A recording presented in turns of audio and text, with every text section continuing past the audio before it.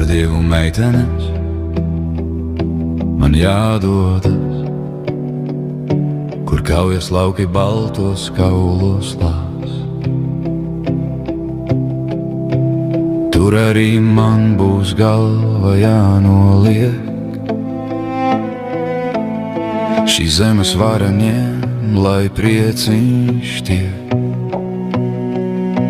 Ar Dievu meitenes mans ķeizars mani sauc, šai karā tiešām varoņu būs daudz, un pašiem pirmajiem, ko lodes sadragās, būs rezervēta vieta skolu programmā.